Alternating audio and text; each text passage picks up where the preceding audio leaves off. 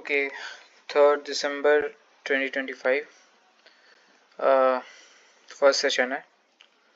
आज मैं ट्राई करूँगा कि कॉन्स्टेंटली इसके साथ मैं बात भी करूँ, लेकिन अगर पॉसिबल नहीं हुआ तो ऐसा करूँगा कि ट्रेड्स मैं ले लूँगा पहले और फिर एक्सप्लेन करूँगा कि मैंने वो क्यों लिया।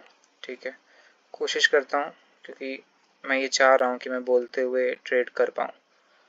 तो पहला जो चार्ट है ये NZD USD का है। इस पर मैं ट्रेड नहीं करूँगा क्योंकि ये 76% पे है। मैं अभी एम कर रहा हूँ या तो 80% हो या उससे अबव ही हो। तो मैं पहले 90s को चेक करता हूँ, अगर वहाँ पे भी मुझे कुछ मिल जाता है तो वहाँ से चेक करते हुए नीचे जाता हूँ, 80s तक देखता हूँ, तो वो करूँगा। इस चार्ट को एक बार देख लें कि ये देखो यहाँ पर EMA का सपोर्ट लेते हुए ये लोग जा रहे हैं ऊपर। इस पे मेरा कई बार लॉस हुआ है, तो इसलिए मैं सिर्फ EMA के बेसिस पे नहीं जा सकता। इवन दो अभी यहाँ पर है, अगर कोई रेड कैंडल यहाँ क्लोज की भी तो मैं ये भी देखूंगा कि साथ में प्राइस एक्शन मुझे कुछ सपोर्ट कर रहा है कि नहीं। उसके बाद भी वो ट्रेड रिस्की ही होगा। तो अभी मैं थोड़ा सा नहीं चाह रहा हूँ कि उस पर मैं ट्रेड करूँ, थोड़ा और प्रैक्टिस हो जाए तो मैं करूँगा। बाकी ये सब तो कल का ट्रेड था। कल अच्छा था दिन, ज़रूरी नहीं है कि हमेशा लगातार विनिंग ही जाए। और अभी 100 रुपीज़ पे है। मसलिनो शीट में मैंने 1700 रुपीज़ डाला हुआ है। तो जब ब्लो आउट होगा, मतलब 4 ट्रेड्स लॉस होंगे 1 in 4 की सेटिंग पे, तो 4 ट्रेड्स लॉस होंगे तो वो 1700 रुपीज़ जाएगा। तो थोड़ा चार्ट्स को एक्सप्लोर कर लें। मैं एज अ रूल कुछ चीज़ें बता दे रहा हूँ। फॉर एग्जाम्पल वेट, ये ट्रेड हम लोग का मिस हो गया। वैसे मैं यहाँ पे श्योरिटी के साथ नहीं ले सकता था, प्राइस एक्शन मुझे ये अलाउ नहीं करता ये ट्रेड अप के लिए, लेकिन EMA क्रॉस ओवर अलाउ कर रहा है।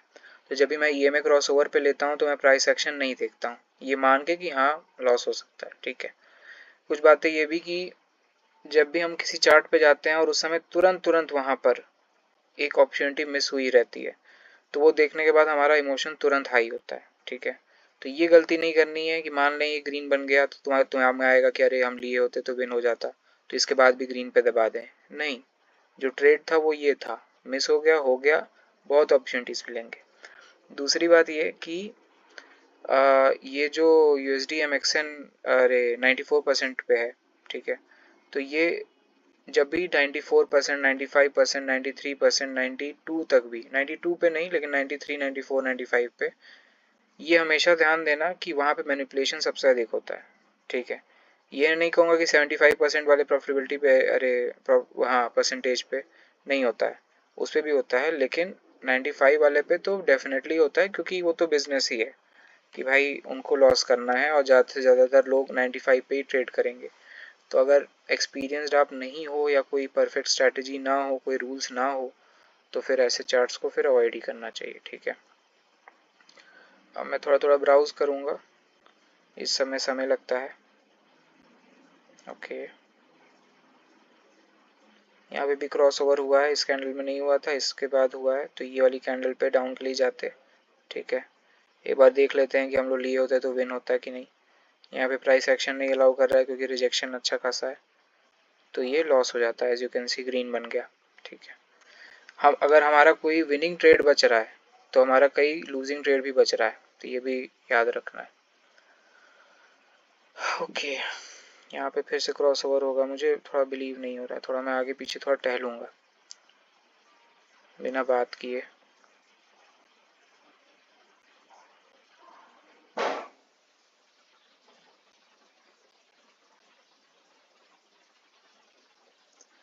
ओके, ये डाउन पे ले लिया, हल्का सा रिस्की ही है क्योंकि गैप अप ओपनिंग हुई है इसमें। एज यू कैन सी इस रेड कैंडल के बाद गैप अप ओपनिंग हुई है। ठीक है, चूंकि प्राइस पहले ऊपर चली गई थी तो इस बेसिस पे मैंने लिया है, लेकिन अभी भी ये बहुत आराम से पलट के ग्रीन कैंडल बन सकती है, लेकिन मैंने रिस्क ले लिया क्योंकि यहाँ पे मुझे EMA का क्रॉस ओवर मिल गया था। ठीक है, और कोई भी रीज़न अभी मेरे पास एज सच नहीं है। देखा, ग्रीन में कन्वर्ट हो रही है, वो ग्रीन में ही अब क्लोज होगी। तो कोई बात नहीं, हमारा रिस्क मैनेजमेंट हमारे साथ है, तो उसके हिसाब से ट्रेड लेना है। बात यह है कि जो रिस्क होता है वो पहले वाले ट्रेड पे थोड़ा बहुत लिया जा सकता है। ठीक है, कि हाँ चलो ऐसे दबा दिए, वैसे ले लिए, थोड़ा बहुत लापरवाही हो गया। लेकिन अगर पहले ही गड़बड़ हो गया तो फिर थोड़ा सा, अब जो सेकेंड ट्रेड होगा वो और अलर्ट वाला रहेगा मेरा, मतलब और बेटर लेना होगा। ठीक है, जो मैं बोल के ट्रेड कर रहा हूँ इससे डेफिनेटली चीज़ें थोड़ी मेरे लिए डिफ़िकल्ट हो रही हैं, तो उसको भी मुझे ध्यान रखना होगा। तो देखते हैं।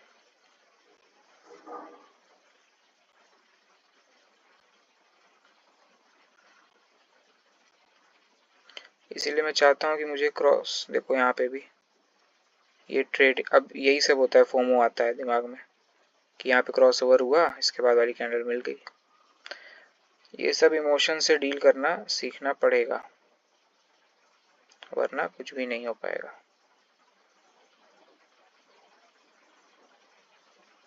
ओके, ये थोड़ा नीचे क्लोज कर दिया, नहीं तो मैं आपके लिए लेता। यहाँ पे मैं कुछ लर्निंग बता दूं। ये कैंडल आई, ग्रीन बनी, गैप अप हुआ, अगर ये नीचे आती यहाँ से कहीं से रिजेक्ट होके और इसी गैप के ऊपर ही क्लोज हो जाती, तो हम लोग अप के लिए ट्रेड ले लेते, रिवर्सल ट्रेड फॉर अप। क्यों? अब इसमें ग्रीन या रेड कुछ भी नहीं पता, लेकिन अगर यहाँ पे होता तो हम ले लेते, क्योंकि उसमें ये बोला जाता कि ग्रीन कैंडल के बाद गैप अप हुआ, फिर वो लोग सेलर्स लोग एंटर होने की कोशिश किए, बट गैप अप किया ही गया था कि सेलर की कैंडल बन पाए, बट उसमें भी वो लोग फेल हो गए और यहीं पे क्लोज कर दिए। हर कैंडल का एक टारगेट होता है, तो इस कैंडल का वो टारगेट होता है कि इस लेवल के नीचे वो क्लोज कर पाए, लेकिन नीचे से भी रिजेक्शन आके और यहाँ पे क्लोज हो जाता तो वो कंफर्म हो जाती ग्रीन बन जाए। ठीक है, अब इसमें तो खैर सपोर्ट यहाँ पे था, तो यहाँ से बाहर जा गए। ठीक है,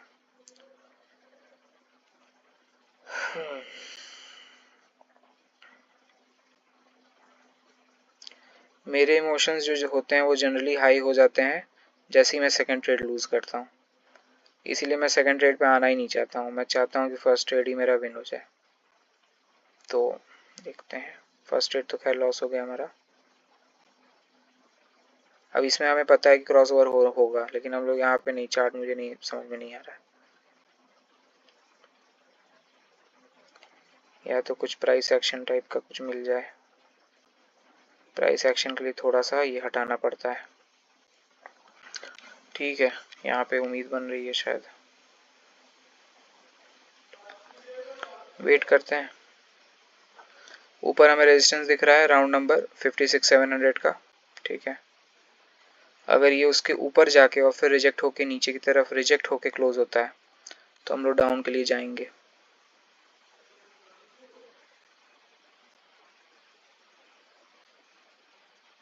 नहीं हुआ, बट इसके बाद भी ये रेड बन सकती है। ठीक है, लेकिन मैं जा नहीं सकता क्योंकि मुझे रिजेक्शन नहीं मिला, तो मुझे अभी उतना कॉन्फिडेंस नहीं कि ये रेड ही बनेगी, क्योंकि यहाँ पे मॉर्निंग स्टार भी है, नीचे सेलर्स डिफीट होकर ऊपर आए थे, तो हो सकता है बाहर लोग घुस जाए फिर बना दे।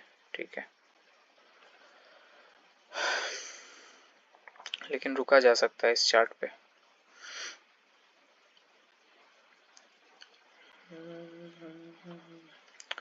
एक मेरे दिमाग में ये बात भी चल रही है कि यार वीडियो लंबी हो रही है, लेकिन अब क्या करें, सेशन तो लंबा ही होता है, कोई भी सेशन छोटा नहीं होता है।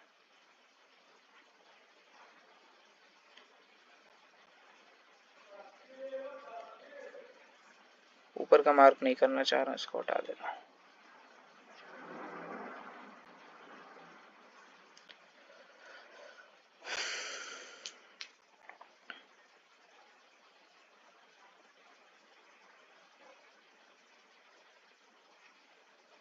तो हमको यहाँ पे इसने रेड कैंडल दे दिया, अब ये लोग ब्रेकआउट करने की कोशिश कर रहे हैं। इसके बावजूद अगर ये लोग रिजेक्ट होकर इस लेवल के नीचे क्लोज होते हैं तो मैं डाउन के लिए जाऊंगा। प्रॉफिटेबिलिटी 88% है, 89% है, जो कि इनफ है। मसलिनो शीट में जो डला है परसेंटेज वो 90% पे डला है, तो मैंने 80% पे भी करके देखा है, तो रिकवरी तो हो ही जाती है। तो 80 तक रिकवरी हो जाती है, तो 80 तक हम ट्रेड कर सकते हैं, उसके बाद दिक्कत वाली बात है। ये भी ध्यान देना होगा कि ये जो कैंडल क्लोज हो रही है इसके बाद गैप अप गैप डाउन ना हो। मान लो कि अगर ये रिजेक्ट होके इसके नीचे क्लोज हो भी जाए, बट उसके बाद एक गैप डाउन हो जाए या गैप अप हो जाए, तो फिर 19-20 वाला मामला आ जाएगा। ठीक है,